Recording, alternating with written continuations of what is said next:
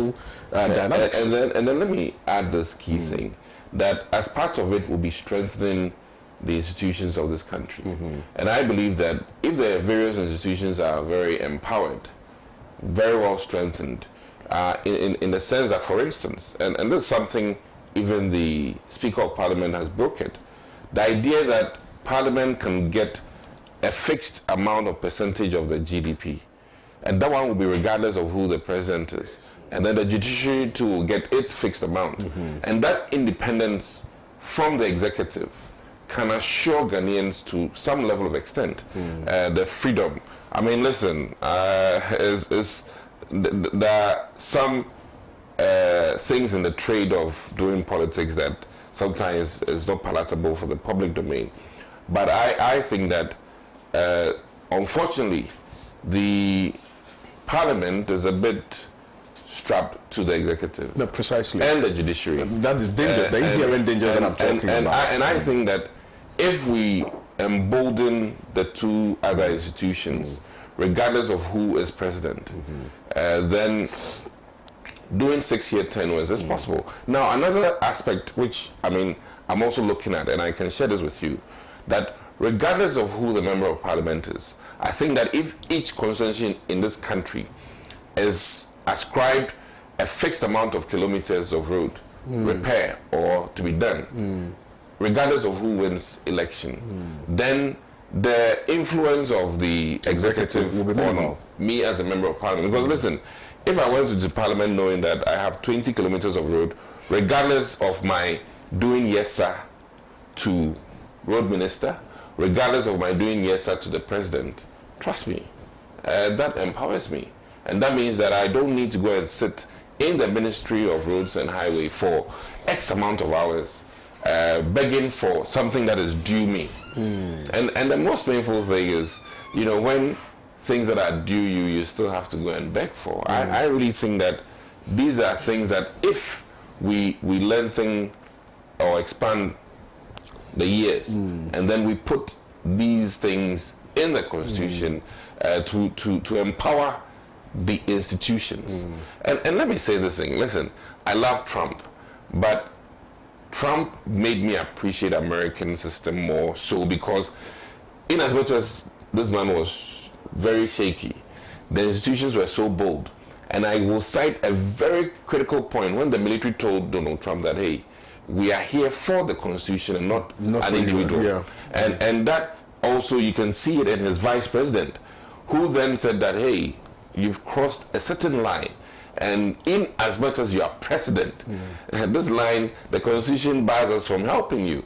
And that is the level of maturity or the kind of empowerment we need to put in our institutions, so that when those safeties are there, then you know, it's going to be very easy for us to roll out this 6-year tenure, because KOD, I really think that... Look, this is a brilliant suggestion, and I think that all of us have, you know, to a very large extent, pondered over this before, because we must get to a point where we are so comfortable in our democratic experiment that, you know, you vote for people, they have the laxity of time and the presence of mind, you know, because they are not forced by exogenous factors to be able to bring about proper development. We've all been promoting that, we've all been yearning for that, right?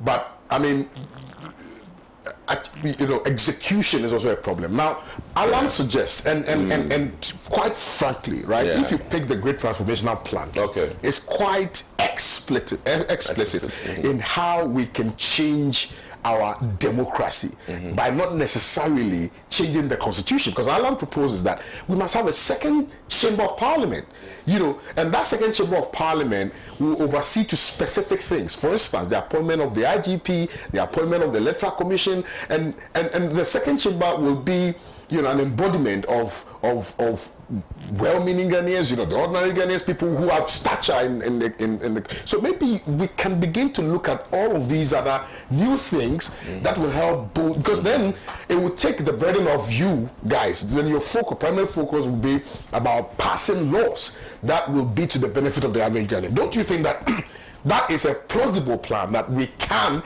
whether or not Alan wins, include that in our in our politics, so that in the final analysis, all of us will get to benefit. Because if the president, that power of appointing the IGP is taken away from the president, for instance, okay, if that power of appointing the Electoral Commission is taken away from the president, I mean, bearing in mind that they have to do so in consultation with the National is it Council of State? Council of State, right? But that Council of State, we know that usually they acquiesce by reason of the fact that it's just a sort of like an adage, yes, of the executive. Absolutely.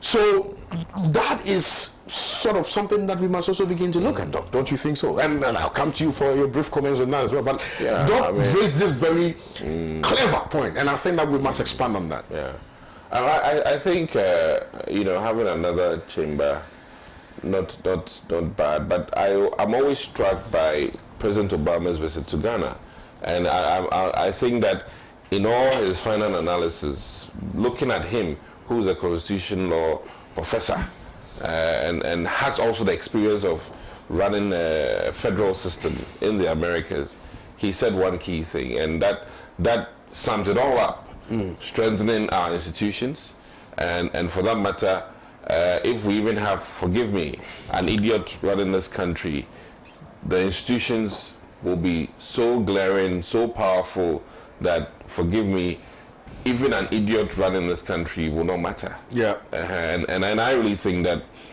there's also another bit where the populace's expectations need to be also properly, assessed, because by and large, sometimes, we have erroneous expectations based on the fact that we put in little towards development and yet expect so much. As ordinary Ghanaians, and I think that that enigma, that situation where we feel entitled to the rights of good clean water and yet do not want to pay our water bill, and I think that whole thing also needs to be looked at. And in concluding, I'm of the opinion that one unfortunate bit of our democracy, which I've come to see, is the fact that it's a one-size-fits-all. And I think that we need to be very careful in the sense that you can't give to Ashanti region what you give to Volta. And I say this based on population and based on their contribution to the national cake. And I think that in many ways, our financial engineering needs to be cognizant of the fact that, hey, these people give us, red rose. What's that wood? Rosewood. So, furniture industry should be there. Yeah. And then these people, he's preaching the gospel. That's why, with respect. What you're saying is brilliant. Because Alan says that, for instance, in the Oti region, he's going to have an aquaculture factory. Central West Africa. Yeah, the Greater Accra region will be the financial hub, like Wall Street. Okay, you're looking at the Volta region being the skills and vocational training. You're looking at the Ashanti region being the northern region being the food basket of West Africa. And I want to add further that even the Greater Accra regional thing, which is the capital, it can be moved. I agree. And should be moved. Long overdue. And it's about time that somebody makes it their manifesto. Though they may pay the price for it, but I think that it will also help with development. In other areas. And then decongest Accra. And really, I think also help us in terms of expanding the country. Right now, the lanes we are building from Amasaman to Nsawam, fantastic. And that opens up Accra to the eastern region. Absolutely. And so now, for instance, what you're saying, the seat of government can be in the seat of government can be in Accra, but maybe Parliament can be in the eastern region, for instance. Well, I mean, you know what I'm saying? I mean, Parliament can be in the eastern region. The seat of government can be in Accra. By reason, the seat can be and sometimes, sometimes it is because of security matters. That you can't move it necessarily to maybe the central part of this country. If there's a new Burma camp in the eastern region, I'm just assuming, you know, or if there's a new Burma camp in the northern region, I mean, then now look at Tamales Airport. So those things that made Accra unique is now no more as unique. Brilliant, ladies and gentlemen, your Dr. Adomako Kisi, my Dr. Adomako Kisi is here, and of course, already you are seeing and hearing, you know, the fountain of knowledge and expertise that is brought to bear, and we're going to make sure that we milk him this morning on the show. Doc, by way of a precursory statement, you know, let me also hear from you in relation to what we've discussed so far, briefly. Council, good morning to you, and good morning to my senior brother, Dr. Kisi, and a very good morning to the good people of Ghana. Dr. Kisi made some really intriguing and very important submissions here. And I also second, and I'm of the view that there should be some form of decentralization and devolution of our local governance system. Today, our legislature is overburdened by means of the MPs of certain developmental projects in their locality, which, if you look at the constitution, the municipal assembly has that sole mandate through the MCs and then the DCs to ensure that they develop certain critical infrastructure projects in their communities through the support of the District Assembly Common Fund, right? And we need to amend our constitution so that these district assemblies can borrow on their books and then maybe invest in a market infrastructure, take rates from these market women, right, and then amortize their loans. Right. But unfortunately, we don't have that provision. And I'm glad that you have also upheld to the great transformational plan and the great submission you've. I can confidently. And sorry for truncating you that I have a lot of the bigwigs in the NDC, for instance, who have asked me for a copy of the great transformational plan, particularly because I interview Alan. They've asked me for it. Yes. So it's a document that can be used. Yes. You know, and I agree to Dr. Kisi's proposal that yes, we need to extend the tenure of the president, and it's espoused in the GTP that Honorable Alan Kojo Tromanten proposes that we have a 5-year, 2-term tenure for a president. Now, the problem we have is that there is no distinct, what do you call it, difference between the executive and moreover the legislature, because there's no separation of powers. When you have under Article 78, members of cabinet being members of parliament, then of course you know that the legislature is not independent. And that is why the removal of Ken Oforiatta was not possible, because the executive was controlling members of parliament in the members of parliament, right, who were in the MPP. You remember, they released a press statement. They wanted Ken out, right? And of course, because the executive under Article 78 has control over the members of parliament who belong to the MPP, it did not happen. And that is why today we have a huge debt to GDP ratio, right? We have a huge unemployment rate. And of course, because proceed.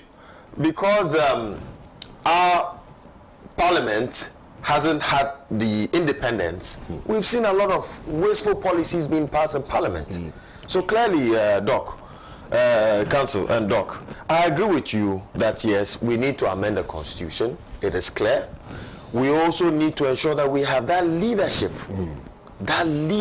ethical leadership, because Doc made some great submissions here. You can have somebody with the erudition, somebody with the ideals, the principles, the philosophies to be able to enact a change. Right. But if the person is not upholding to certain ethics and high moral standards, we can't see anything happen.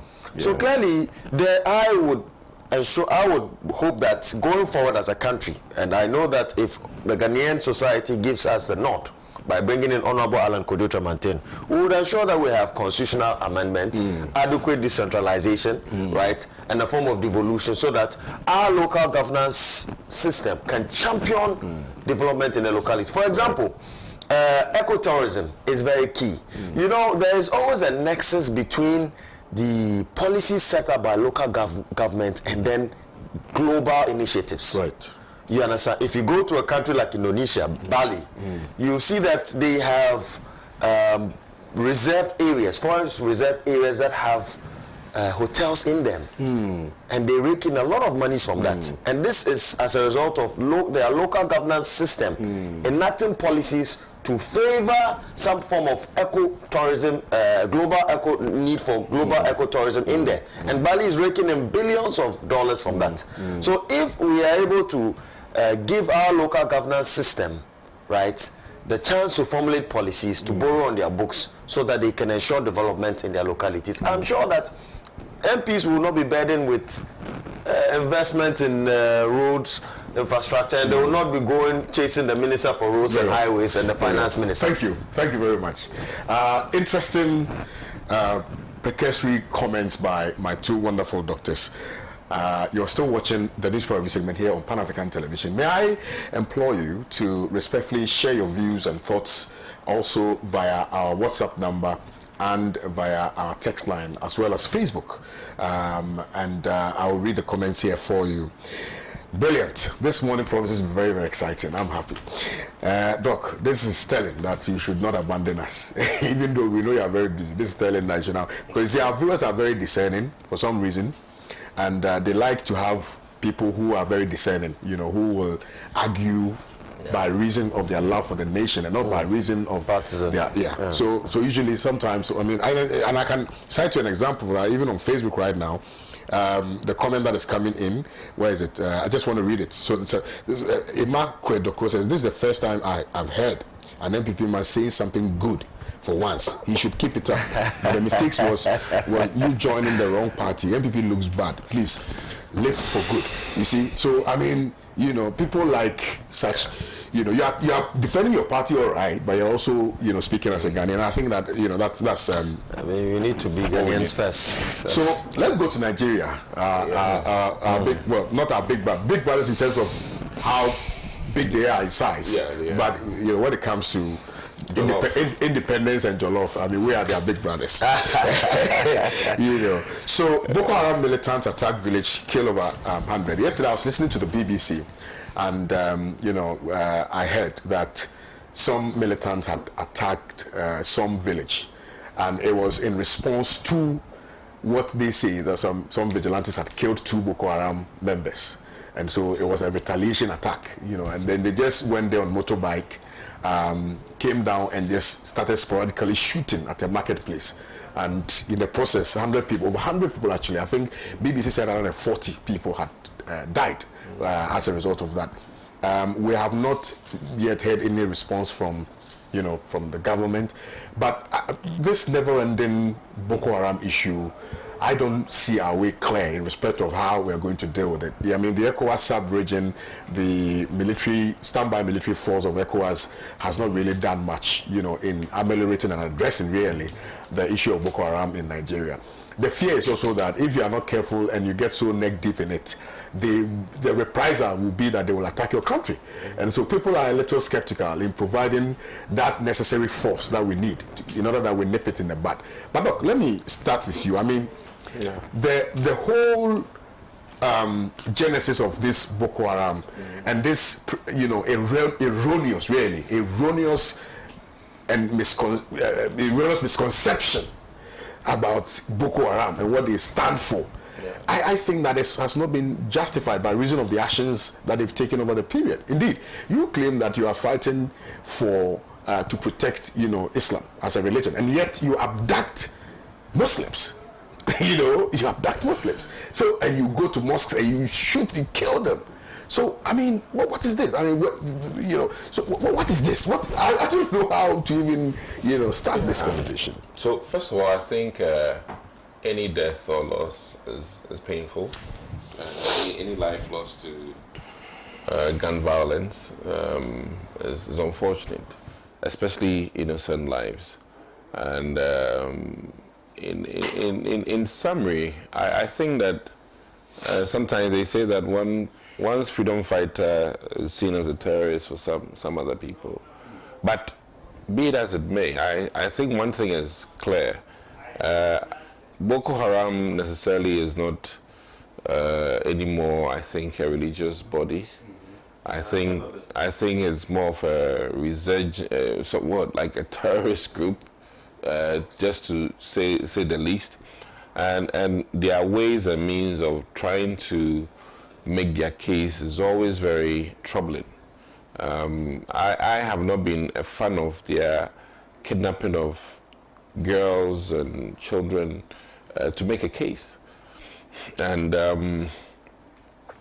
I think that the most important thing is to find how they fund themselves, and we need very good financial, sophisticated forensic methods to really cut off their funding, because it's the funding that makes them strong and makes them able to do all the logistical things that they do.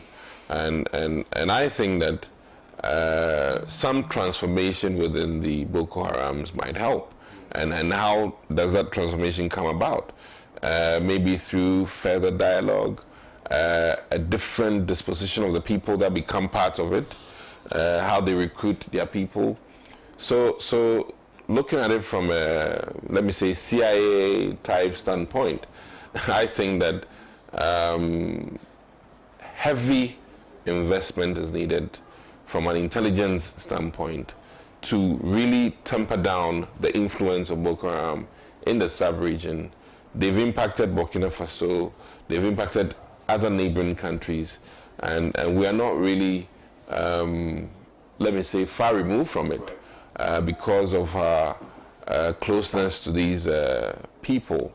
And I think that though our Ghanaian military, I know for sure, is taking very serious meetings and doing a lot of counter work, though it's not in the public domain, I'm privy to the fact that a lot of things have happened, and I can almost tell Ghanaians on record that our military is very much not sleeping on these issues, because they're supposed to protect our skies, our land, and our borders.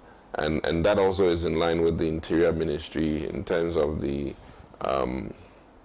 customs protection and how they also protect our borders.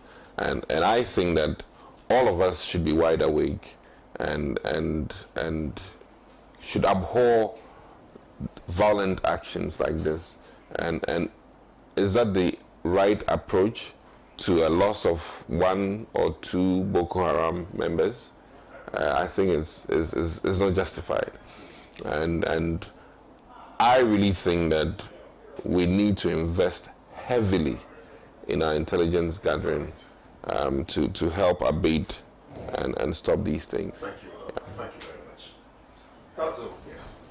The issue of Boko Haram, if we learn from history of Nigeria, you quite remember the Biafra War in 1967 to 1970, right? Mm-hmm. And this was propelled as a result of discrimination of the Biafrans, right? Where they lacked social amenities, they lacked economic, there was a lot of economic inequality in there, right?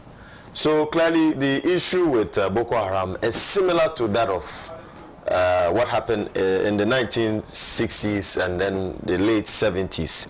That clearly there's a big disparity or a lot of economic inequalities between Nigeria's north and then the south. But the irony is that the political class in Nigeria is dominated by the northerners, right? And I have always said that Boko Haram is not an Islamic insurgency group. Boko Haram is a creation of the political class, right? And by means of the name, Boko Haram means that Western education is inferior, right? And it's not meant. Book is haram, yes. But the book they talk about is the Western education and doctrines. It's inferior to what they believe in. So clearly, I believe that the creation of Boko Haram is of a political nature. It's the politicians in Nigeria know very well how it was created, and one of the contributing factors to their growth in terms of the proliferation of arms in those regions, the Maiduguri, Borno State, and then parts of Kano, is as a result of the fall of Muhammad Gaddafi. Because Muhammad Gaddafi was holding a fort in Libya and the Sahel region, where there were a lot of terrorist groups there, Al-Qaeda affiliates, where Gaddafi was holding them. And due to the fall of Gaddafi, we've seen a lot of spillover effect to our neighboring regions. For example, in Mali, in Burkina Faso, right, in Cameroon, and parts of Ivory Coast has seen a lot of terrorist activities happening there. So clearly, Boko Haram's creation is not that of, I would say, an Islamic agenda, but a political agenda. And the other thing that contributes to the strength or the growth of Boko Haram is a result of climate change. Because you have all these Western countries that indulge in a lot of anthropogenic activities in their industrial hubs, right?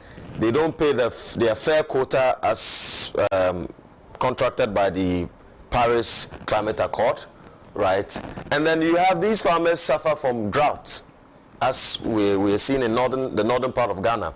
And this is what they use to take care of their kids and themselves. They are peasant farmers. And so if it's not coming, Boko Haram then would be appealing to them, because that's where they can be able to make a living. And so they join them, not because they believe in their ideology, but they want to survive. So clearly, people join Boko Haram. The Nigerians in the northern parts, the houses predominantly join Boko Haram not because they believe in their ideals and their philosophies, but because they want to make a survival. And this is as a result of failed leadership in Nigeria. Because if the Nigerian government, looking at how rich the country is, blessed with a lot of natural resource endowment, would be able to implement strategic policies to alleviate suffering and economic inequalities in Nigeria, I'm not sure any descending Nigerian, whether Muslim or whatever, would like to join Boko Haram and die like a fowl. So clearly it's as a result of failed leadership. There's a political interest in that. That is why Boko Haram, the menace of Boko Haram, has not been able to be subsided. But I hope that the people of Nigeria, especially leadership, would come together, their chiefs. For example, the Emir of Kano, he's a very powerful person, right, that controls a lot of the emirates around Kano. That has a great influence on the people. And so if they are able to empower these traditional authorities and come together and formulate an agenda to be able to alleviate the suffering of the ordinary Nigerians, I'm sure that nobody would join Boko Haram in this fate. Well, thank you very much. Let me take this quick commercial break. When I return, we'll come to Ghana and deal with our own internal matters. Stay with us. It's still Good Morning Africa.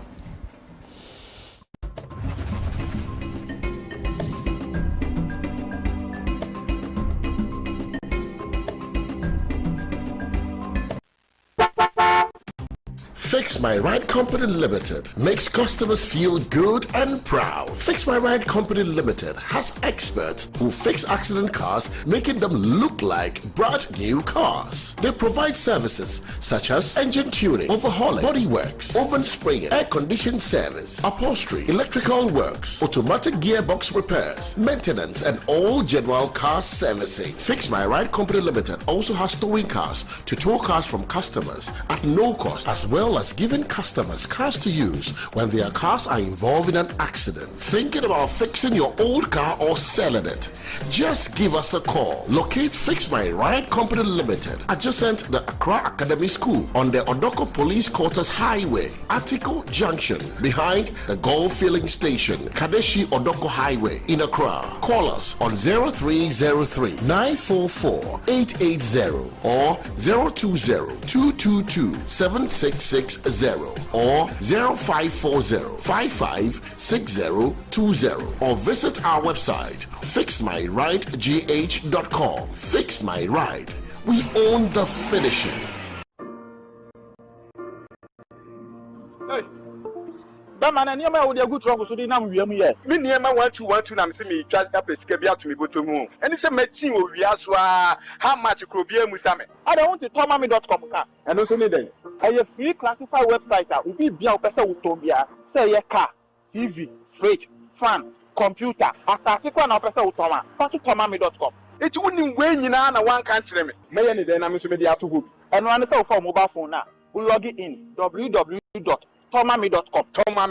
Tomami.com. Now we take a picture of item now person will turn. Now we do price. Eshon. Unia, me dance.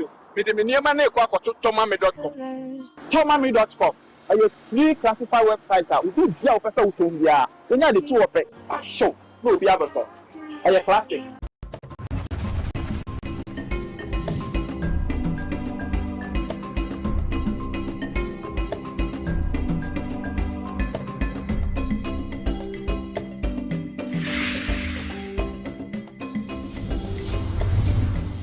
Welcome back from that quick commercial break. This is Good Morning Africa. This preview segment here on Pan-African Television. Super excited that you stuck with us.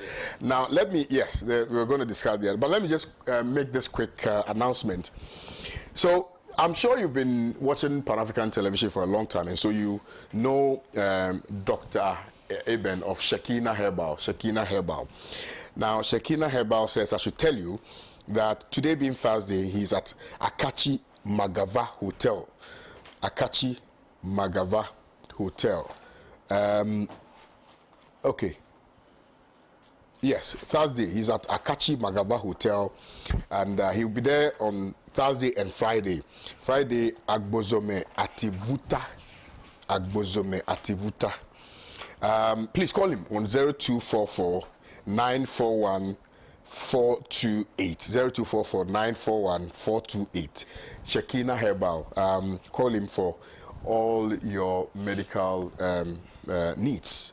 All right, so we're coming to Ghana, like I told you. We're going to be dealing with Galamsey. And if the producers have the video of Frankana Odompre justifying and doing unnecessary comparative analysis between the NDC and the MPP in respect of who destroyed the water and in which regime, etc. To be honest with you, I think that is unfounded, is unnecessary. Let's proffer solutions. Let's see how we are going to address this challenge rather than comparing who has destroyed what.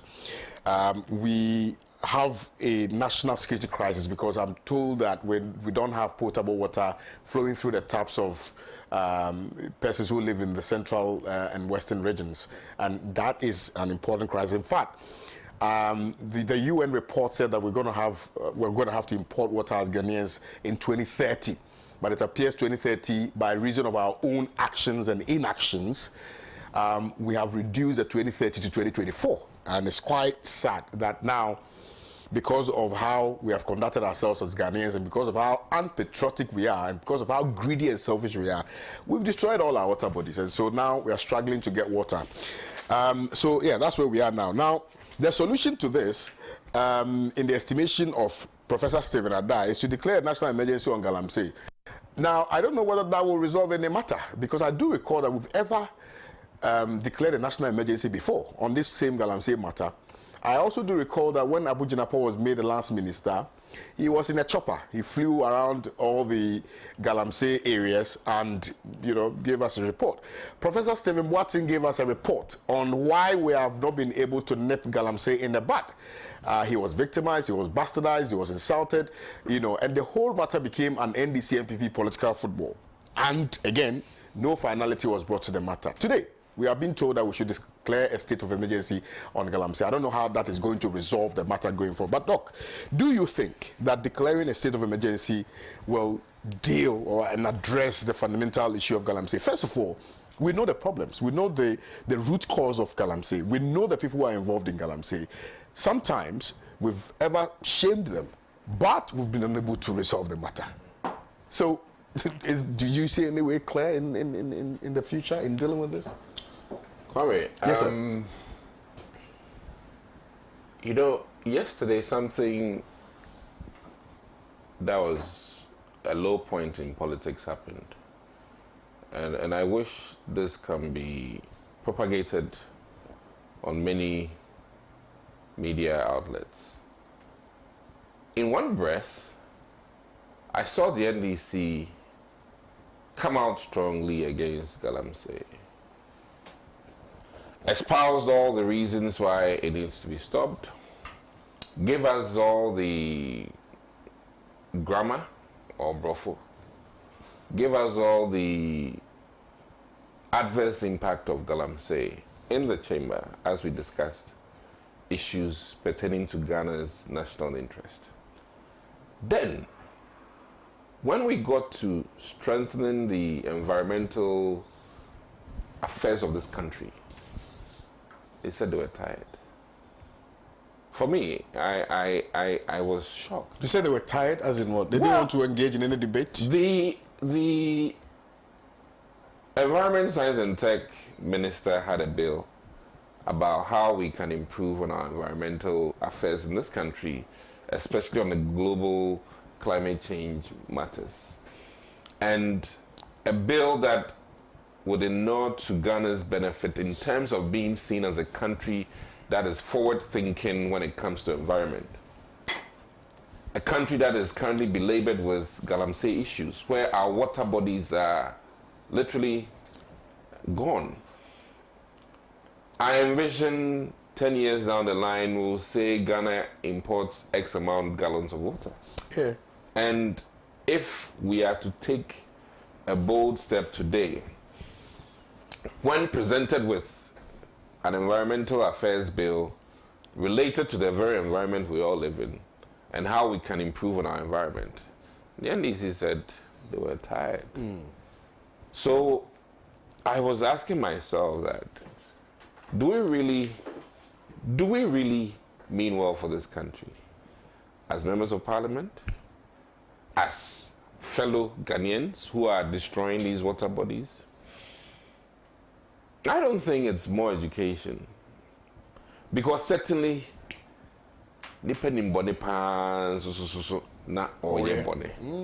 so what really is it? Borrowing from one of these guys on social media, yesterday was a very low point, and you know, I felt so bad for Honorable Alex Afenyomakin. I could tell he was at his lowest point because he felt that the import of what we were trying to do yesterday from the majority standpoint was that we wanted to stand in for our environment and mean it and say and do it. And yet the NDC literally, let me use the word, chickened out. Staying on for 4 additional hours to improve on Ghana's environment. And Abuja, I love him, but Abuja was so vehement. Even the Speaker of Parliament, respectfully, was willing to let his deputy sit in for us to conduct this business on behalf of the same environment we are talking about. And the NDC said, Itowo. This is a party that is saying they are ready for an administration of this country's governance and affairs. And I worry. I worry because they will not be a very good steward of this country. I must admit, the MPP, we may have erred one way or the other, admittedly. But is the alternative by way of what happened yesterday? I think that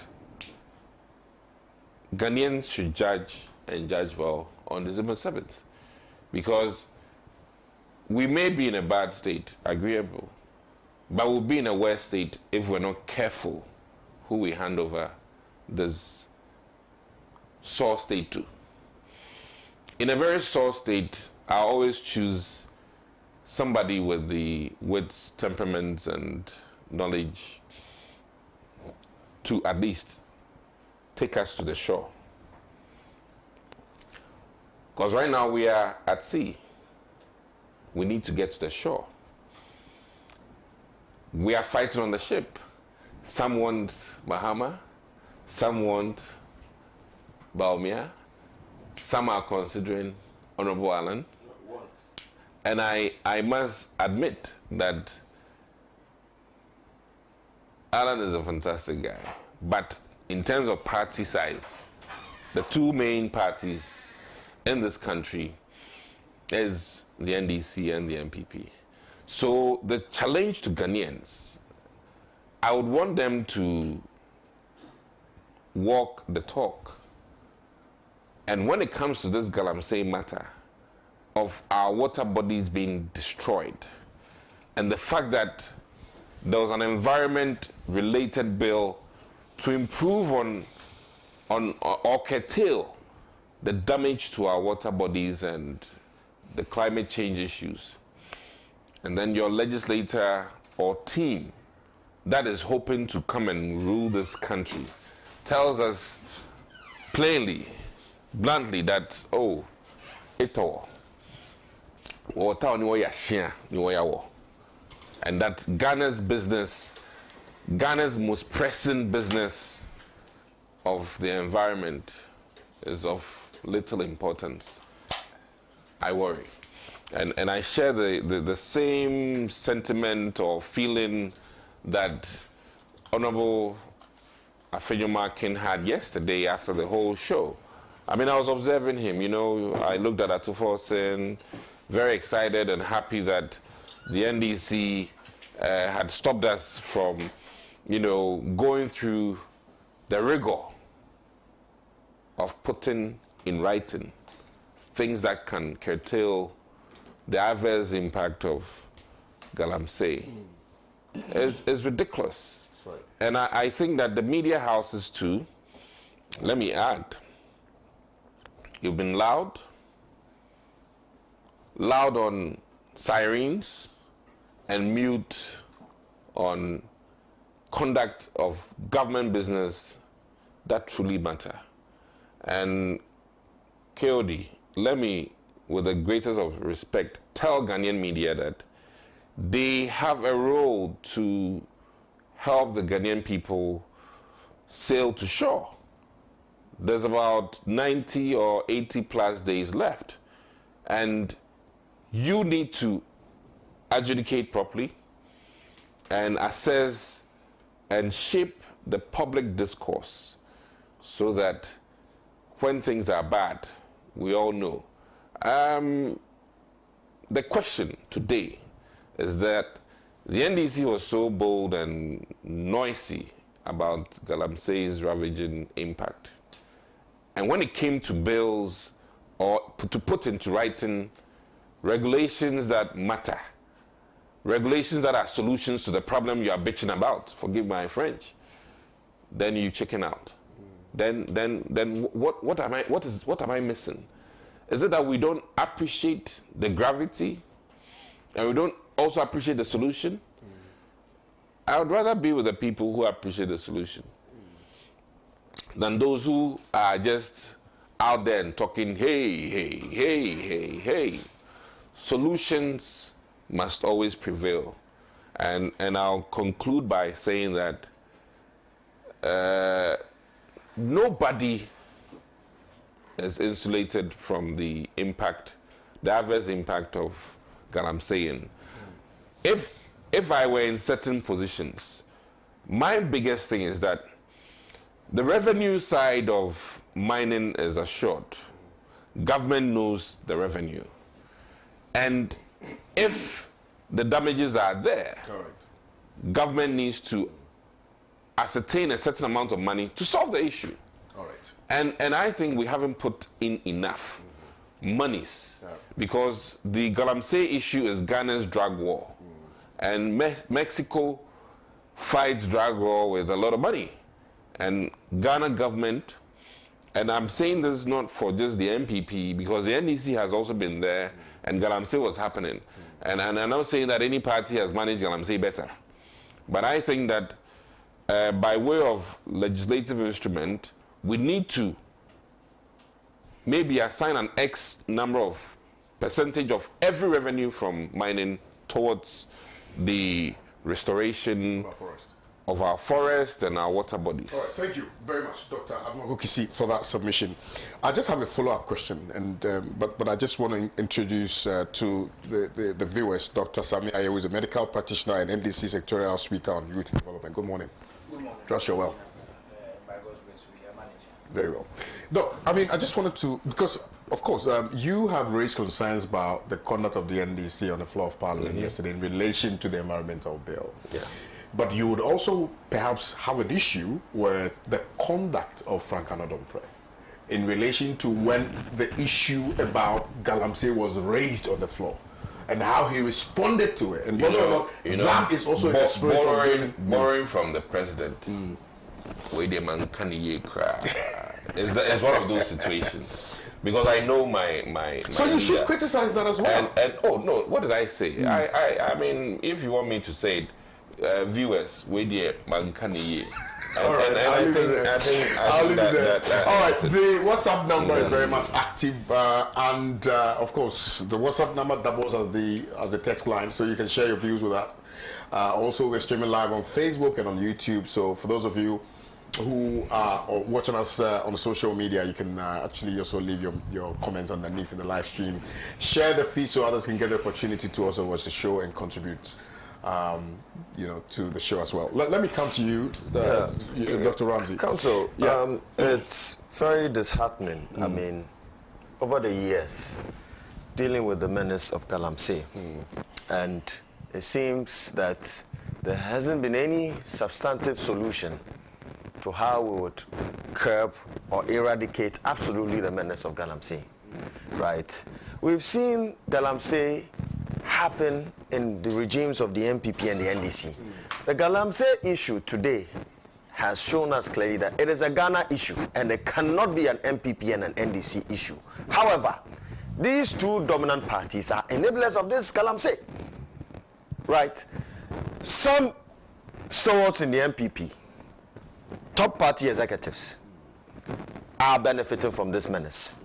The CDD report in 2020 indicated clearly that some Galamsey kingpins were investing heavily in the campaign activities of politicians and political parties from both the MPP and the NDC. Right. Then it comes to why we have failed. Honorable Anodompre's statement was quite unfortunate and I would say unpatriotic, because this is a Ghanaian issue. It is not a partisan issue. But of course, what do we see all the time? When there are issues in this country, the NDC will refer to the MPP. The MPP will refer to the NDC. And we are saying that enough is enough. If at all we should blame any body of government for disappointing the people of Ghana, I will blame Parliament. Because in November 2022, they passed LI 2464 to ensure that people go into our forest reserves and mine. So, Honorable Kisi, I am also disappointed in you because you were there at that time. LI 2464 was passed in Parliament, which ensured that it was legal for people to go into our forest reserves to mine. Today, as it stands now, by the Ghana Forest Commission has released a report that we have lost 38 of our forest cover and reserves. Currently, as it stands now, 67 to 82% of cocoa farms have been affected by the digging of these Galamseyers and also the poisoning of our soil by mercury and these heavy metals used in extracting gold. Right. Then, of course, the President of the Republic of Ghana, His Excellency Nana Addo Dankwa Akufo-Addo, reiterated that he would put his presidency on the line to stop Galamsey.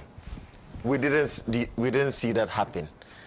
300 million Ghana cedis was spent on the fight of Galamsey so far. In 2017, the first operation that was led by the MPP government was Operation Vanguard. Then in 2019, Operation Galamstop. Then in 2022, Operation Hall 2. And clearly, 300 million Ghana cedis has gone into that. We've seen certain party apparatchiks of the MPP hold huge concession of lands in the Ashanti region that they do not even have the legal mandate to mine in these areas. And there was a report by the EPA that indicted Akunta Mining for not having the legal documents to mine in these forest areas. Yet still, the president came out to defend Akunta Mining for such anthropogenic activities in our forest reserves. So clearly, we are losing the fight against Galamsey. And today, it is before us as citizens that we have to suffer as a result of the duopoly of the MPP and the NDC. That in the near future, 5 years to come, we would be importing water. And I'm telling you, it's going to come. We would import water in 2030 because currently Ghana Water Company has said that they have reduced their production from 70% to 40%. So this is an issue, Council. This is a big issue. And until the people of Ghana change their mindset and realize that the MPP and the NDC are our problem, we would not be able to solve the menace of Galamsey.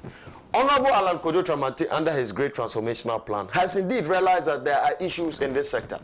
We have proposed pragmatic policy solutions to mitigate the issue of Galamsey. And I must say that if you look at Article 257, which entrusts the president with all our mineral rights, right? We've seen over the years that the executive has betrayed the people of Ghana. And so this time around, we want to amend Article 257 and ensure that our traditional authorities are also co-trustees.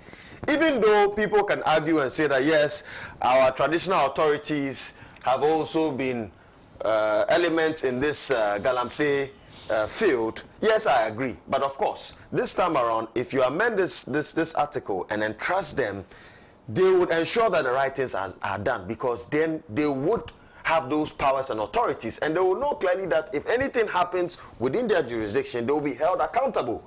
That today, and I must salute the But before you proceed, I mean, to begin with, I mean, how do people acquire lands for the purposes of Galamsey activities? So in the community, how do you acquire land in Ghana? So basically, you can't even acquire land for Galamsey in the first place. Galamsey is illegal. But I mean, they call it small-scale mining. Yeah. How do you acquire lands? I mean, because I've heard the Chinese national on record to have indicated that, I mean, they cannot just fly from China. I agree. And then, you know, get into a forest and start mining. I agree. They do this with the firm support and assistance of our people. Our people, yes. And then the local authorities and the chiefs and things like that. So, so if you say that you want to entrust, you know, our mineral resources in the hands of chiefs, by extension, you're saying that you're giving them an extra power that will even make them do the thing they're doing more. So no, Council. So if the Mineral Commission, gives concessions to companies to mine, right? Sometimes the chiefs are not aware, right? The interest is like, I am a chief. I own a large piece of land. I have gold in there. You sit in Accra and you issue a concession license to a businessman, and he comes to mine there, and there's nothing for me to help my people, right? So clearly, this is one of the enabling factors of Galamsey, that the chiefs are also disappointing us and indulging in that Galamsey activity. And we are saying that we want to amend this article so that by law we would hold them responsible. Okay. Do you understand? Okay. And then lastly, Council, you see, I'm glad that you mentioned the issue of Chinese miners. It is unwise for any Ghanaian, and I've stated it on record, to blame any foreigner for the menace of Galamsey. If we elect credible leaders, leaders that are patriotic, if we have stronger institutions, right, if we're able to eradicate corruption in our public polities, then of course Galamsey will be the thing of the past. So we shouldn't blame it on any foreigner. It is ourselves. We have brought this phenomenon onto ourselves. And it's time we rise up. And I'm calling on the people who live in these mining communities to rise, to go into these forest reserves and arrest those that are indulging in Galamsey. Let me bust a bubble with the citizens arrest thing. So you know this guy, what's his name? Kwame what's his name? Is it something Afrifa or something like that. Is it Afrifa? Oketeche, yes. I think went into the forest with another colleague journalist, and they arrested some three Chinese nationals, and they sent them to the police station. I mean, they were called later that if they don't come to the community to follow up on the matter, they have to release them because they're getting calls from, from people above. Of course. And so, of course. But so that brings to the fore the question of commitment, because it's not just enough that citizens. Of course, citizens can go and do their own arrests and things like that. But in the final analysis, what will be done to those people who are actually involved in that in the practice? But Council, you see. 70, we are now losing a lot of our forest reserves. Undoubtedly. We can't trust the politicians to fight this. The question is about the political will. It's not about trusting the politicians. But it's not there. That's what should we... do we allow ourselves to die slowly? Yeah, but if I go into I agree, but if I go into the forest to arrest anybody, and in the final analysis nothing is done to them, do you think I will be encouraged to go back there? I would even say that they should have a radical approach, because what is happening is detrimental to our survival as Ghanaians. Because we need water for survival. Let me leave it here. I'll come to Dr. Aye very soon, but let me read a few messages. Mr. Kwame, tell the MPP man that cannot stop Galamsey only because they are the problem. My name is Efo Kwashiga. All right, thank you, Efo, for your message this morning. Good morning to you. The only way government can fight Galamsey is to start from his appointees, the military who are released to fight Galamsey. The military who are released to fight, I don't get that part. The military is compromised whenever they start to fight. Government appointees are direct beneficiaries of Galamsey. Galamsey is destroying Asenkrewa municipality in the western region. They have destroyed all lands, and now they are mining around the market where women sell their foodstuffs. All rivers within the town have been mined, and nobody is there to stop them. I mean, this is quite disturbing, to be honest. Anyway. This one says, do we need Parliament to stop Galamsey? Let the MPP man know that they are in power now and not the NDC. They are responsible for stopping Galamsey. What happened to those people that were trained to protect our rivers? Parkour from Sekondi sent in this one. Good morning to your able panelists. I'm congratulating...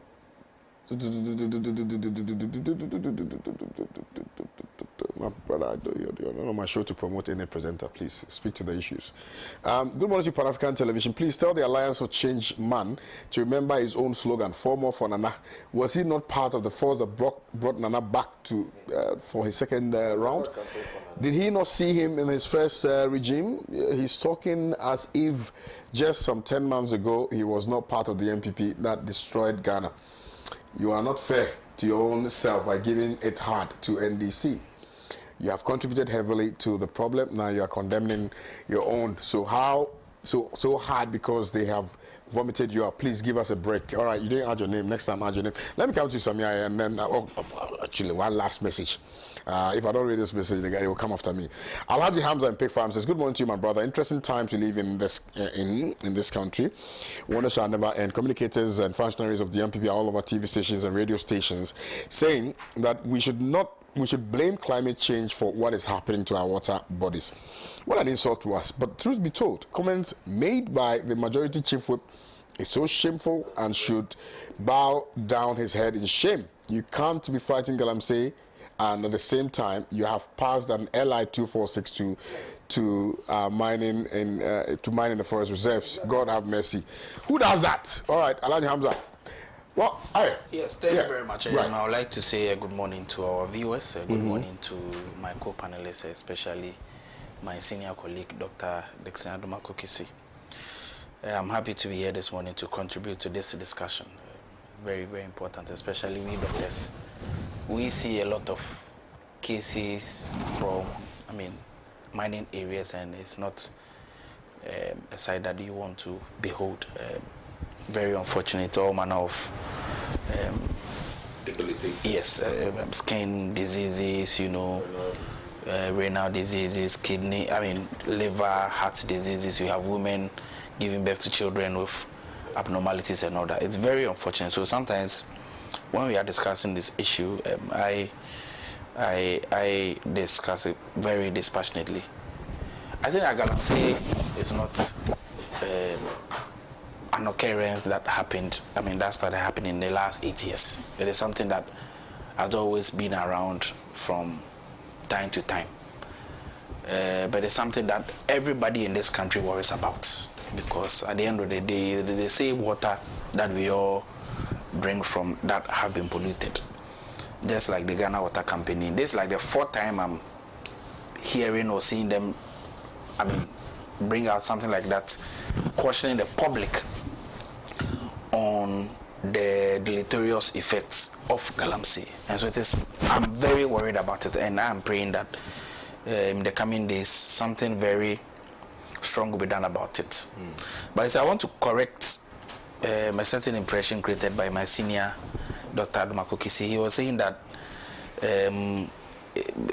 their government put in place the measures to end Galamsey, and previous government didn't. I think that's very unfortunate, because if you look at the strides the NDC made prior to 2017, we made giant strides. In fact, we arrested and deported thousands of Chinese nationals. In fact, it was one of the reasons why a $3 billion loan from China delayed. 1 billion of it was used to build the Electoral gas plant. In fact, we actually amended the Minerals and Mining Act 2003 to increase the penalty to 5 years. We seized excavators and distributed it to district assemblies and all that. And so those were the times where something was done about it. Now what has happened? The reason why Ghana Water Company has been writing series of letters questioning the public about Galamsey and its effect is because now the situation has worsened.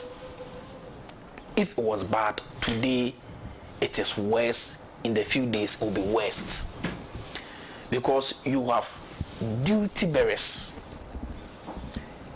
Initially Galamsey was for young boys who didn't have a lot of work to do, who at the earliest opportunity, when they find that there's some sort of gold deposit at any part of the country, they will go and pick shovels and axes and all that, and they'll begin to do something about it, and to get some money or to get some gold from, you can have riverbanks and all that. But today you are very affluent, very politically exposed, very, very politically connected members of government with their hand, their knee, their neck and their head in the Galamsey menace.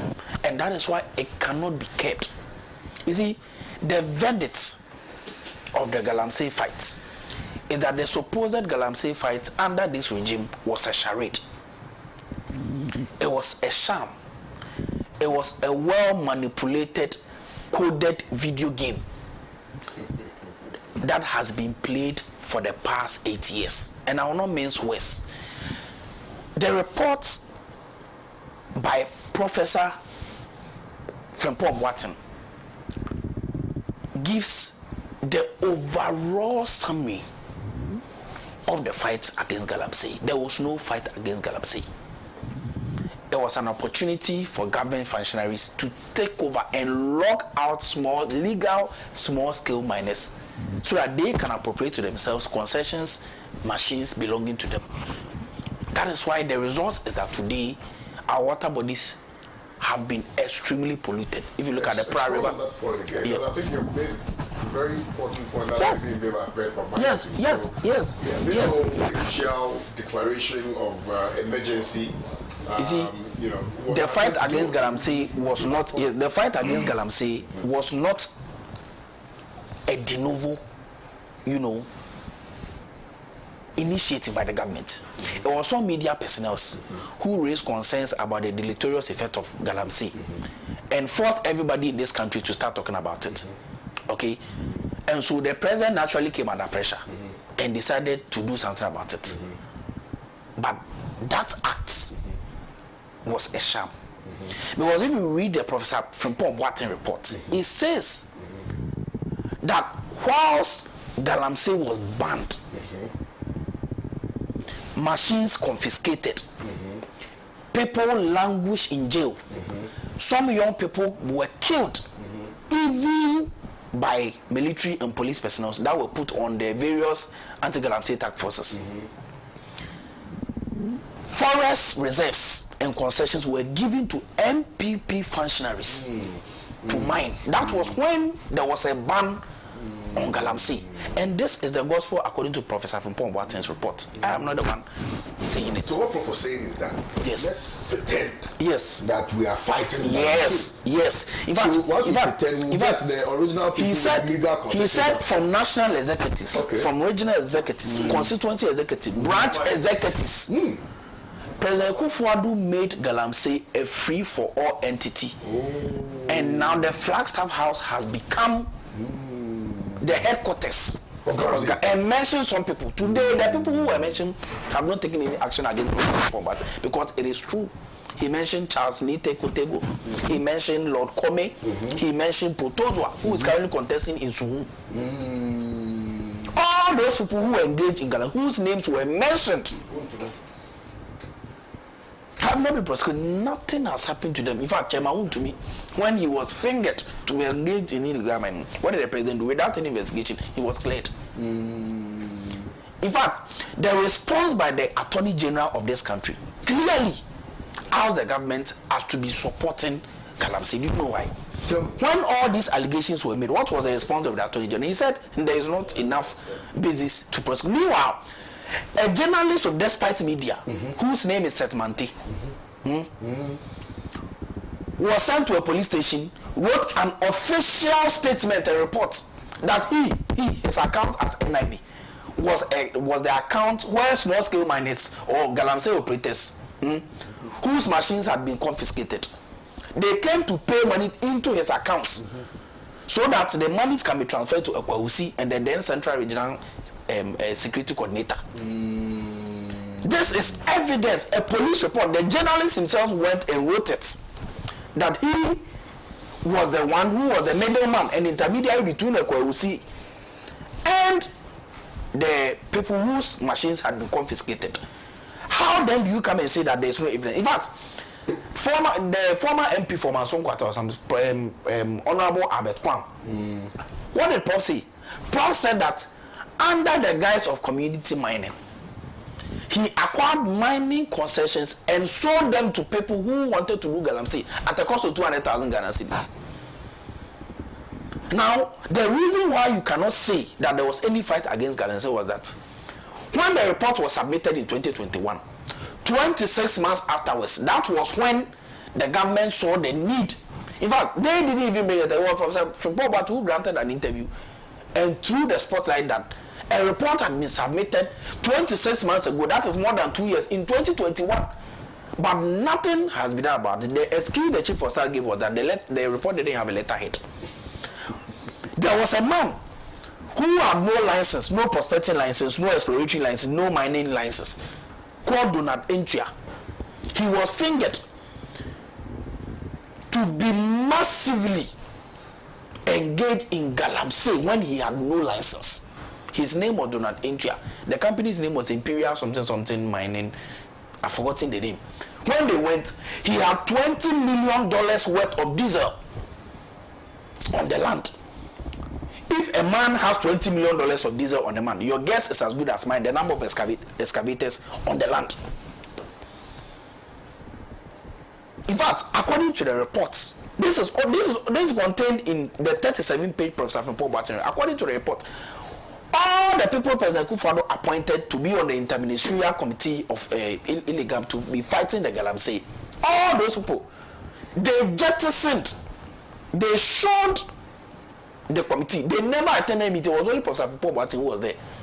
Nobody showed interest because they were neck and knee deep involved in the activities of Galamsey.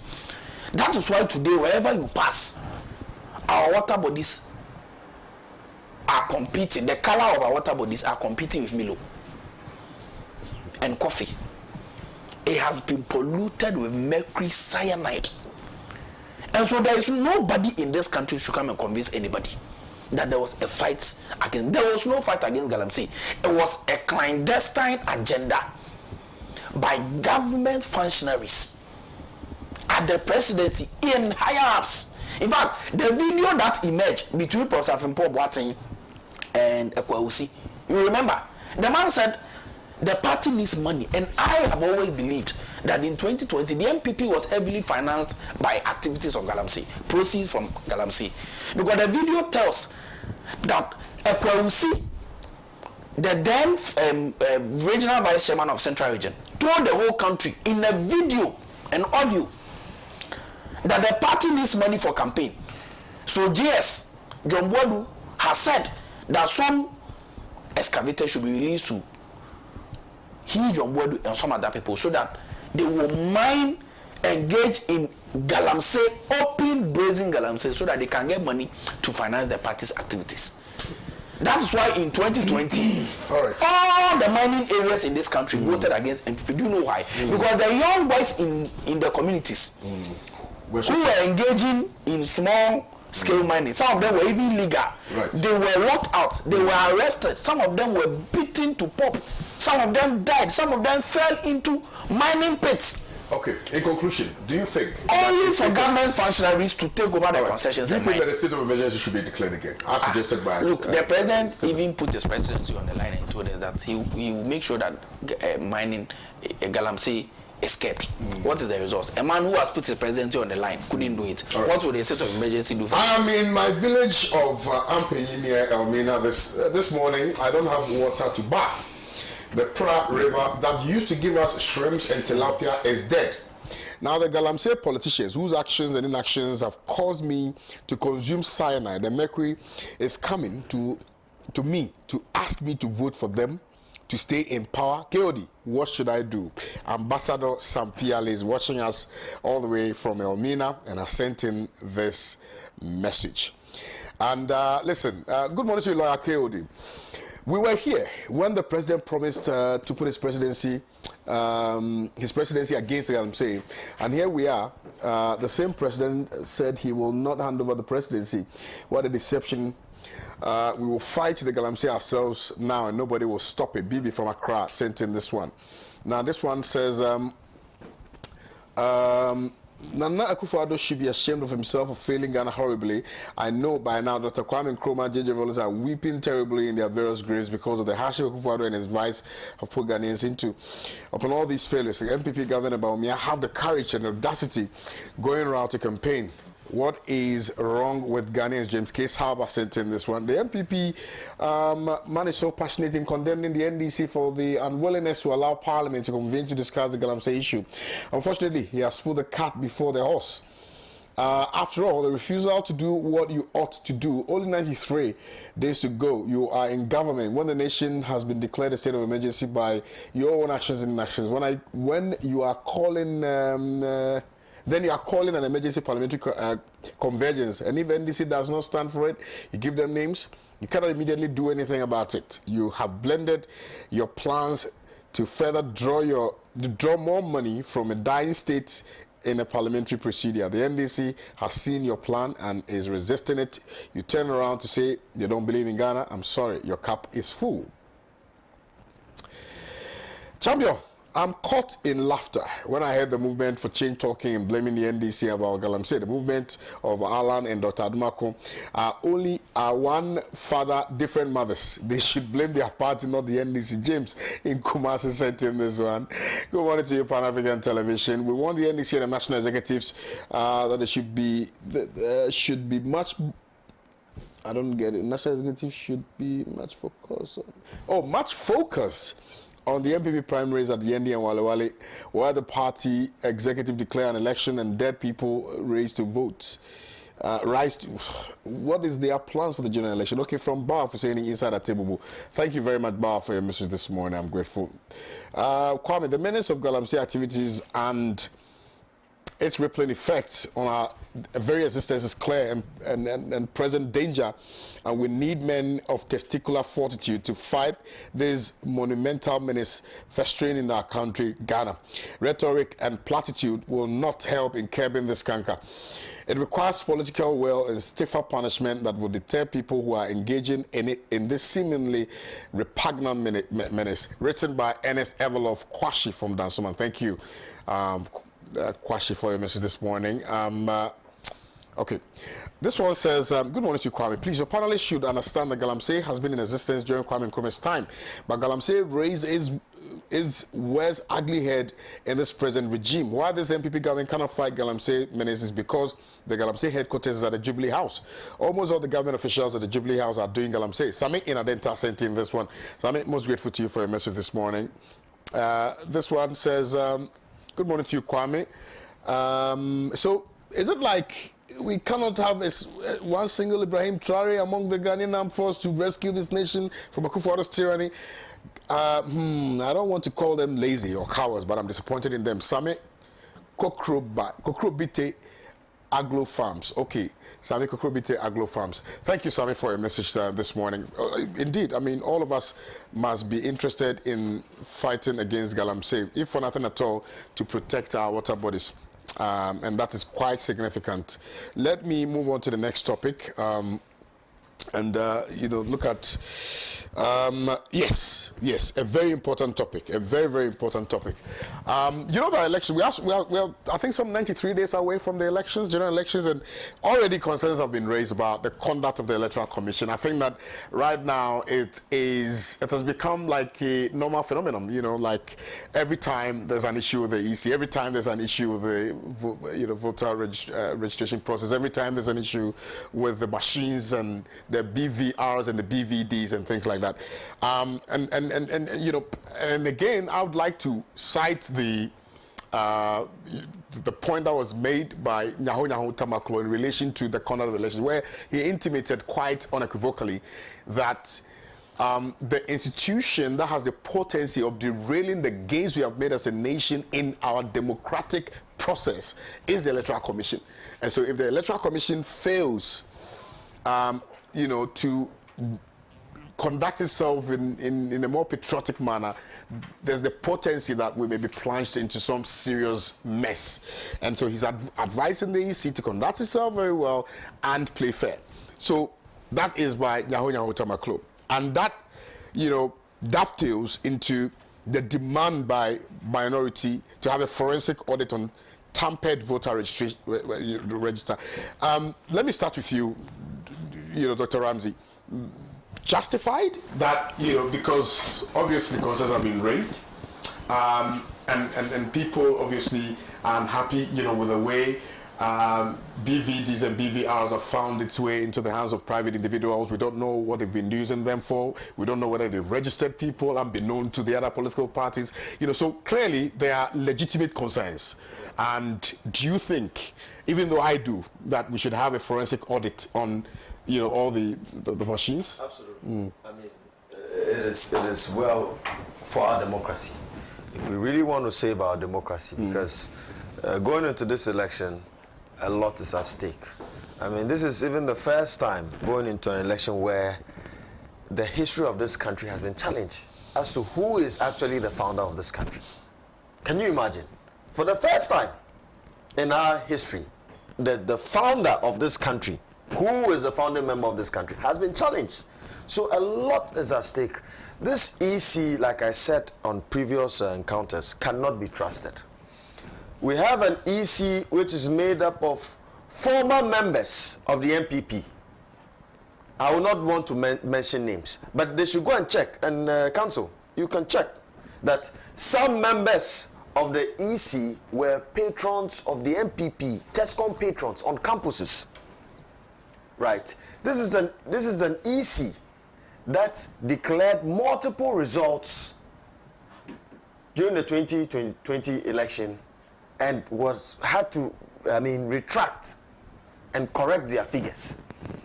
Just the limited voter registration exercise, right? We saw a lot of issues with the registration process. And we were of the view that it should have been decentralized rather than centralized, where a lot of people had to travel over 50 kilometers to go and get their voter ID. So clearly, this EC is just an extension of the MPP. And that is why, going forward as a country, Honorable Alan Kojo Tramantin is bringing on board a policy solution to solve it once and for all. And this is from history. One of the reasons why Dr. Kwame Nkrumah was overthrown was due to electoral issues and malpractices. Because during that era, Nkrumah's era, it was the Ministry for Local Governance, right, that conducted elections. There was nothing like an EC. Council, do you remember? Yeah. There was nothing like an EC. So then, I mean, people started, questioning, right, the credibility of these public polities in conducting elections. That how is it that a president will appoint a minister and this minister would be given a mandate to conduct an election? Today, the EC chairperson, we've seen it since the inception of our Fourth Republic, that anytime a new political party comes into power, there's a change of the EC chairperson, with the exception of Dr. Afarijan. But we've seen that trend over the Mahama Bawumia Akufo-Addo era, where we have seen changes in our EC commissioner. Going forward, we are proposing that the EC commissioner should not be appointed by the president, but rather a bicameral parliamentary system we want to introduce, where we'll create a second chamber. This second chamber will not be made up of members of any political party. It will be an apolitical chamber that media, people from the media, persons with disabilities and their associations and their reps, the traditional authorities, faith-based organizations, the CSOs, right, industry captains will all come together to nominate persons for this independent constitutional body and other independent constitutional bodies that the president can then appoint to work and conduct. There are some who say elections. That the EC is not perished in its entirety. That if you look at the conduct of the EC this time around, it appears that it has acquiesced, to some of the recommendations from the NDC as opposed to the 2016-2020, the 2020 elections, where they were deaf-toned to the suggestions that were made by the NDC. Now, it appears that at the very least, it is coming along. It's listening to the suggestions made by the NDC. It is acting in ways which are different from, the way they conducted themselves in 2020. So people are saying that, yes, you can have a lot of the MPP guys in there, but this Electoral Commission going into the 2024 elections is not the same EC that we used to know in the 2020 elections. Oh, Council, once bitten, twice shy. No, but once bitten, twice shy. Let's look at the specifics. I'm asking a very specific question. I'm being also specific here. Okay. Right. How is it that an Electoral Commission would propose a CI that seeks to remove indelible inks from our electoral process? What is the rationale behind that? That, yes, the only way we can be able to stop multiple voting is by the indelible ink. Why was it proposed that we should remove the indelible ink? Did the proposition go through? It didn't go through. But then the fact that they even proposed that in the sense of that proposal alone is questioning. And I can tell you without equivocation that this EC Council can never be trusted. If they want to have a peaceful election come December 7th, they should do the right thing. Because how is it that the person who appointed the EC commissioner goes on a podium and says that I am not going to hand over, but I would prefer to hand over to my vice. As a president, as a statesman, you make such reckless statement, and we knowing that you appointed the EC chairperson, there's a lot of issue here. And then the missing BVR and BVD machines. It was clear that the EC denied that anything of that sort happened. Came and admitted later that indeed, exactly. So there are a lot of double standards. I'm saying that, that's why I'm telling you. There's no transparency. Let's look at the EC in 2020. Yes. Would it have ever come out to admit that indeed, Council, you know, when you have members of the ruling party who are close associates of the president saying that we have 1 million ways of winning an election, then of course then it's worrying. Because for all I know, there's only one way of winning an election. There is only one way of winning an election.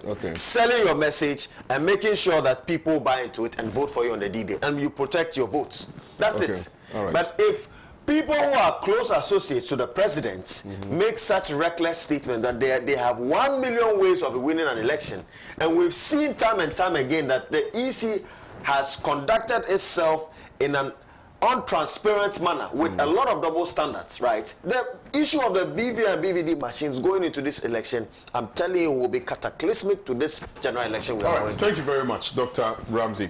Pawuli has sent a message and is still typing. Pawuli, let me just read one message from you. Hi, KOD. Akufo-Addo and his cabals cannot fight Galamsey because Galamsey is one of the social interventions of the MPP and their foot soldiers. Experts say that the acceptable turbidity level of water is 0.5, but it's now over 14,000. Ghana is on the brink of a calamity. Please watch the following images of River and Cobra in 2016 and in 2024. Thank you very much. Philip from Nungwa says, you know, KOD, good morning to you. Please ask the MPP man who sailed us into the deep sea. I am Philip Adesola from Nungwa. Thank you, Philip, for your message this morning. Listen, I don't have time, so when you send a message, just send, don't say hi. Illegal mining can be stopped once government officials, including Akufo-Addo and Bawumia, and MPP leaders stop participating in the act. Thanks. Thank you too. Good morning to you, Pan-African Television. This Galamsey issue is extremely worrying. By the way, people should stop mentioning NDC concerning the issue. They should mention one person that can prosecute with videos, audios, and TV broadcasts that we've seen. All right, thank you very much for your message this morning. This one also says, Kwame, it's now MPP party here Sika Galamsey galore because MPP claimed they lost the mining areas to NDC. Stephen from Kwamenya sent in this one. Stephen and Kwamenya, thank you very much for your message. Right, this is from James K. Salba. And he says, my uncle, who's an NDC member, passed on, told me something in my dream, and I want to reveal that to my NDC high hierarchy. He told me to advise the NDC hierarchy to do well to exchange the polling agents in the Ashanti region with the polling agents in the northern region, and again send Greater Accra region polling agents to the eastern region, and bring eastern region agents to Greater Accra if really NDC wants to win 2024 elections. James K. Saba sent in this one. Kwame, you did not do fair to me. Is it a crime to congratulate some media personalities? It's against media ethics. Well, they would not congratulate me on their platform, and I think that I'm going to have to use my platform. I would read any other message. Amos from Asinfosu. You know I read your message. But again, like I'm telling you, there's no point. I mean, I won't promote anybody. They won't promote me. I won't promote them. So, let me come to you. I'll come to you. No, of course, I'll come to you. On the EC matter, yeah. No. Proceed. It's my senior, so no. Okay. When it comes to the platform, fortunately or unfortunately, I'm the umpire. I'm the judge. Fantastic. So I determine which lawyer speaks. You are the speaker. I'm the speaker, guys. like many other Ghanaians believe in me. Election. Wait. What is he talking about? Kwame DANSO, please stop adding complimentary remarks to some messages that contain vulgar, damning, and insulting statements. Yours is simply to read them for listeners to make their own judgment. You should be neutral. Kweku Mataiko Afienya, Kweku, with the grace of respect, is TV, and we must ensure some decorum in our messages. If you send me a message like what you've sent to me, I would read it without adding complimentary remarks to it. So please, with the grace of respect, we have discerning minds watching us, we have neutrals watching us, we have people who are apolitical, so I cannot do that with the greatest of respect to you, sir, and I'm sure you will appreciate that. Please, let's hear from you. Like I was saying, election is a process. Yep. It is not an event. The processes leading to an election is as important as the final day of an election. That is why the NDC have always been on the Electoral Commission. From the day BVRs were stolen, the Electoral Commission came and disputed it, only for them to come again and come and admit that what the NDC was saying is true. and that we want to assure them that we are going into the 2024 election with eagle eye. Like Dr. Edward Omanebwama has said, that we are going to put our binoculars, our machines, our cameras, our satellites on every move, every activity that everything, that every activity that the Electoral Commission will do.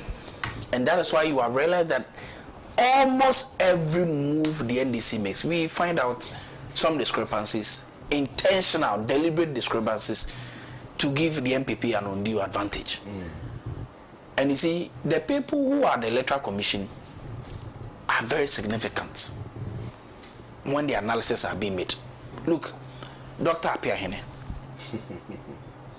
is a known MPP serial caller and propagandist who hops from one station to another campaigning for MPP. In fact, he is even more MPP than Bawumia Nekufo-Addo. You think so? How can you go and appoint somebody like that to the Electoral Commission? Look at Dr. Bosman Asare, a former TESCON patron. TESCON is the MPP student wing on campus. He was the patron. Patron means that he facilitates the activities. When MPP members are in trouble on campus, he is the one that goes and defends them. He uses his money to finance MPP activities on campus. How can you appoint somebody like that on Electoral Commission and a state institution that's supposed to be independent? G. Mensah, when you look at her posture, her attitude, how he speaks, her remarks, and body language about the NDC tells you that this is somebody who does not like the NDC, who does not see the position that he has been given as an independent position. They see the appointment as coterminous of the MPP regime. They see themselves as MPP ministers, MPP DCs, MPP MPs, rather than independent individuals who are supposed to carry out their mandate independently without fear or favor. That is why we are where we are today. Look at 2020 election. They declared about 3 to 4 or even 6 election results. Everybody in this country, any carefully reasoning, independent, objective-minded person in this country knows that there was something fishy about the 2020 election declaration, because it didn't add up. You understand the point I'm making? And so, look, they must be minded and they must be reminded that they are Ghanaians. The position they occupy, people have occupied that position before they came. The churches they attend, the churches their children attend, are the same churches we attend. The shopping malls they attend with their children are the same shopping malls we also shop from. The mosque they attend are the same mosque Ghanaians worship from. Wherever they go in this country, wherever they go outside this country, they are Ghanaians there. They must know that they will not be saved if their activities bring chaos, bring tension, bring insecurities in this country. They will be the first people to be attacked. If they decide to do anything to give the MPP an undue advantage, to subvert the will of the people, they will not be saved. Because look, today, Ghana is on its lowest. People are struggling. Fuel prices are at an astronomical high. Dollar is at a throat-cutting high. Interest rates 30 to 40%. 1 million people have lost their jobs through the draconian domestic debt expropriation program. Today, people are barely able to eke out a decent living. People are unable to afford 3 square meals because the economy has tumbled. Thousands of young people have lost their jobs. 2020 alone, the World Bank tells us that 850,000 Ghanaians were pushed below the poverty line. Today, unemployment is at a staggering 14.7%. 14.74%. Youth unemployment 32%. You go below the poverty line. Yes, 9 million. But because yes, because today the people's purchasing power has been reduced. A man who used to buy Cindy rice at 25 cedis in 2016 now buys it at 170 cedis. And so that person will not be able to afford a 3 square meter, because when you buy 5 kg bag of rice, if you used to take it for 1 month, now because, if you used to take it for 2 weeks, now because it's expensive, you'll be forced to take it for 1 month. It means that if you used to take 1 cup a day, now you have to take half cup. So people are hungry. For the first time, you have Gen Z folks, young people who have been barraged, who are bearing the brunt of this reckless, inept MPP regime, have thrown themselves onto the streets of Accra to demonstrate at the Flagstaff House, Occupy Flagstaff House demonstration. Young people, celebrities, who ordinarily will not engage in this activity. For the first time, you have a former Chief Justice, a woman who, because of the position she occupied, is not supposed to comment on public issues like this, came out from her room and picketed with pensioners whose monies had been locked up. Today, do you know that some banks and financial institutions are now coming to bear the brunt of a new domestic debt exchange program? Yep. And so things are hard. People want to change this regime. And it's all over the place, wherever you go, even in the strongholds of MPP. People have decided not to vote. They want to express their disquiet. They want to express their revulsion against this regime. So if you are an electoral commission and you can see and read the writings on the wall, the last thing you do to put in place measures to subvert the will of the people. You see, they are using the Pusiga EC director as a scapegoat. Look, what has happened is widespread. So we need a publicly televised bipartisan probe into the electoral roll and the electoral register. They cannot use the Pusiga issue as an isolated situation. It is not isolated. It is widespread all over this country. And so we want to send a signal. We want to send a strong warning to the Electoral Commission that people's eyes are red. People need change. If they have any intention, if they have harbored any clandestine plan to give the MPP an undue advantage, it will boomerang on their face and they will not be seen. People will make sure, yes, to all the state institutions who have tied their apron string to the MPP to rig the election for the MPP. The people's power is greater than the people in power. One M16 or one AK-47 cannot cower 32 million people into submission. So they must be warned. Thank you. They must take lesson notes, or they must take notes for what happened in Kenya, what happened in Bangladesh, what happened in Guinea. Thank you very much. That the people's power is greater than the people's power. Thank you for your submission. Abbas Omogobo in offense says it will be suicidal for us to vote for the MPP again, looking at how they have brought our country to look at how they are destroying our lands and water bodies with Galamsey after they have used corruption to destroy our economy. Now we can't even buy food, not even talk of fuel, cement, etc. We must all vote for John Mahama come December 7th to reset Ghana to the right path. This one says, good morning to you, KOD. The MPP rep on the panel has admitted that fighting Galamsey in Ghana is similar to fighting the drug menace in Mexico because of the kingpins involved. In Ghana, it's public knowledge that MPP gurus are involved, period. Stephen Pen Inwa sent in this one. This one last, okay, right. So this one says, stop Galamsey. If rights are truly important, then Freedom Cheddar said it under his pillar 8th policy on Sunday alongside the Pradje. Big ups to Katachi Free First Galamsey arrest Asanko West. Eben sent in this one. Thank you, Eben, for your message this morning. Okay, I'm told there are a lot of comments on YouTube, so I will go on YouTube and also read a few messages on YouTube before I come to the very own Dr. Adumako Kisi. So, okay, right, YouTube. So sad, so sad. Typical Ghanaian, Ejapade. This one is from AB. And Boosted also says, you're talking, okay, go and see our water bodies. Arnold Tilangta says, what is this man talking about? Elsie Senna says, good morning to you, Africa. It's sad to wake up every morning in Ghana to either discuss corruption of the sick government or the problems they have become to us. Is this what their governance is all about? Kwame Adepa is watching you live. Thank you.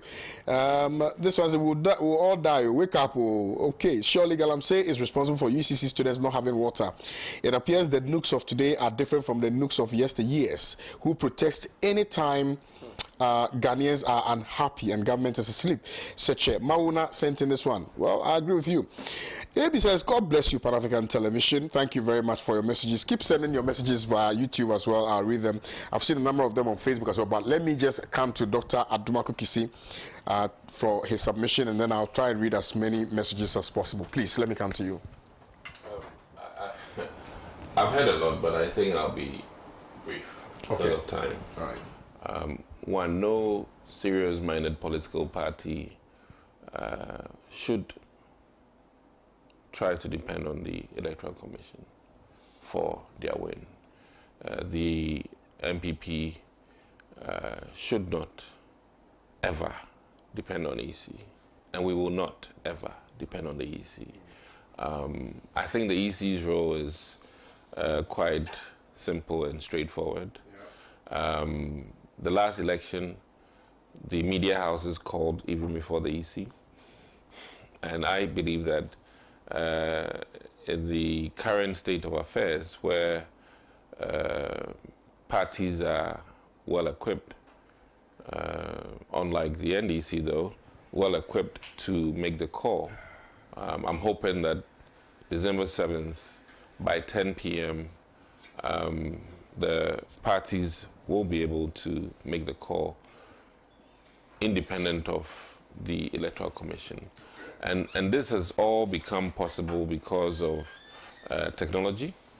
This has all become possible also because of the progress that has been made so far with regards to our elections. Our elections have become a bit more transparent, more credible, and must I say, more appealing to the ordinary Ghanaian. Every serious-minded party at this point should go to the people, espouse what their visions are, and hopefully their message will fall on good ears and touch the Ghanaian people to vote again for them or against them. I think that it's erroneous to overburden the EC with our own inefficiencies as parties. And a good student, regardless of who the invigilator or invigilators are, has no qualms about the number of invigilators you put on him, about the number of persecutions that may be waged against him. And being a student of politics, I think that may the best candidate win. And incumbency befalls on some during the course of history. Some have lost with incumbency.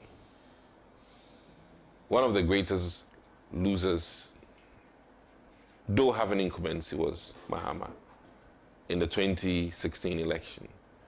And I would encourage them to do the reverse so that the win will be so clear that no machinations can or will mar the outcome of the election. As it was done in the 2016, when we had the likes of Charlotte, or say, if I'm not mistaken. Yep, sorry. At the time, one party touted that she was in bed with John Mahama, literally, not, in in spirit and in form. And even with that, when it came to making the call, the wind was so glaring that she could do nothing. So I encourage the NDC, if they wish to do the same, it is in their ball court. It is for them to encourage and convince the MPP or Ghanaians so that they get it. I'm not here to sweat the EC so much. A lot of the things they had wished to change goes through Parliament, for Parliament to agree or not agree. And in those instances, all of us have added our voice to changing or not changing some of the ways in which they do their thing. Right. But before I conclude, yes, sir, I believe that Ghanaians do much about nothing. And I say that in regards to a technologically savvy doctor who is wondering why the ink must still come when you have bioverification. And let me say that old habits are very difficult to change.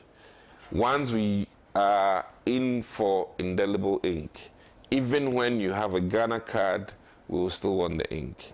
But I think that over time, hopefully, we'll mature and we'll mature and appreciate the fact that when there's bioverification, when technology is working, having duplicate receipts and all those things won't matter. So, yeah, but Doc, I mean, the reason why I'm just making a point. I agree with you, but that if you are going into a final, you don't trust the referee. I'm only making a point. I'm only making a point. No, I agree with you. So my whole thing is that, you know, listen, in this country we duplicate a lot of things that are not necessary, and that's why, of all the things, I'm in support of Mahmoud Bawumia for saying that if you have a genuine Ghana card, you do not need to reapply for a passport. Right. That is fantastic. Yeah. Okay. And that is my Ghana, where your license will be 5 years or 10 years. And you know, these are the things that I want to hear from the NEC so that I may give them consideration, regardless of who the EC chairperson is. I know that Dr. Bawumia is ready to go to contest, even if Asiedu Nketia is put as the EC chair tomorrow. Thank you. Hear me carefully. I'm hearing you. Thank you. So it is really a matter of convincing the voters to cast their votes or ballots for you. All right. And not a matter of cookies and biscuits and coffee and you know, those are very trivial. And I'm hoping that if I had money, I'll put a lot of money to hope that the NDC will now finally be able to collate. All right. Unlike what we experienced in 2020, where up to date, there isn't an official document citing what the NDC collation figures were. Okay. You know, and this is actually worrying. You know, a very poor performance from, you know, a party that could not even call it when they had the opportunity. And when they have inefficiencies, they shouldn't transpose or transfix that on the Electoral Commission. All right, thank you. An Electoral Commission is not necessarily perfect. And I, Dr. Admango Kisi of the MPP, I'm not depending on Jean Mensah for my victory. Okay. And will never, ever, ever depend on the EC. If you go into battle, depend on the referee, la ilala ilala. Go fighting like Azuma Nelson. A wounded lion. Go fighting like Azuma Nelson. All right. Where the judges themselves will be super convinced that, hey, if we don't agree to this win for Azuma Nelson, history will judge us wrong. All right, thank you. So that is my There's thing. a message here that says the EC should be very careful with what they are doing. This time around, we are ready for them. This one also says, good morning to you. Please, I need help to save my family. I have been working for the past 26 months without salary after it was suspended in 2022. It is only by his divine intervention that I'm still alive. Please, I need help to save my family from starvation. From Asane Norbert from Upper East Region. You've added your number to it. Good morning to you, KWAME. As a student and professor of land economy, my observation, research, and advocacy have all centered on returning lands to traditional owners and implementing all effective local government to stop Galamsey. Please give responsibility where it rightfully belongs. KWAME, you're also KWAME. Listen, can you let's talk. Maybe I would invite you so you share your thoughts with us, on this. So I've left you a text message. I hope it delivers. Okay, I've sent you a message. Try and call me after the show so we have a discussion. Anthony from Accra says Akufo-Addo is political King Kong and therefore has become Mampam. See no evil, hear no evil. But God would liberate Ghana again come December 7th. This one also says, good morning to you, KOD. It is true, Ghanaian citizens are suffering under the leadership of this government called the NPP administration. Therefore, the EC should not make any mistake.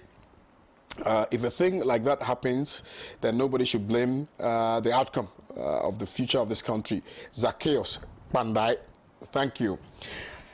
Good morning to you, political KOD. I don't understand why they so much worry about the menace of Galamsey. Today, the man made us aware that Yetisikaso Naswe Komdiyen before he was voted to power. So let us kindly endure it and vote wisely come December 7th. Mauli Tamaklo sent in this one. There is a plant at Nungwa that processes the sea water for Ghanaians, but now shut down. Please, can you ask Ghana Water Company why? Yep. KOD, if you have stolen salt, if you have not stolen salt, why are you running in the marketplace? EC chair even go to saloon with military. Why? So Baba from Sagnarigo. What is the environmental bill going to do if the government officials are not ready to do the right thing? EK Barnes from Ho. Please, KOD, tell the MPP man to stop lying on NDC in there. And they are not the people in power. And so also tell MTN to stop giving our numbers to MPP.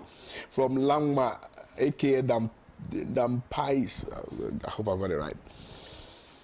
Richard Kologut Navrungu. God give Ghana more wicked leaders than we ask for. Amen. Please declare arrest on any name mentioned in the Prof. Inform Boatin's report rather than state of emergency. Good morning to you. I'm Savage from Tamale. Thank you, Savage. Good morning to you, KOD. Is Nanado still in Ghana? What has happened to his promise? I'm Michael. Michael, thank you.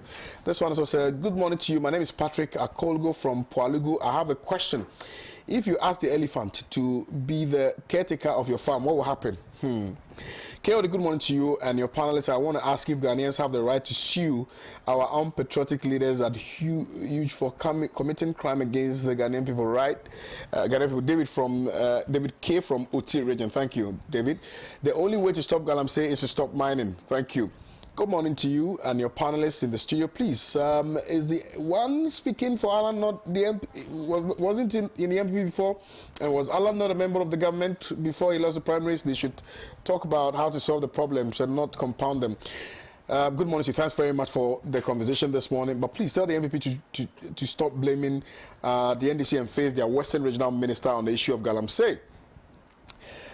This one says, Doc, I'm sorry to say you are politicking. How can you make an excuse for the majority and its leader, but cannot make the same excuse for the minority? Give us an advice on solving solution rather than politicking. Please come again. Not the government and its MP that loosened the legislation for this carnage to visit us. We knew.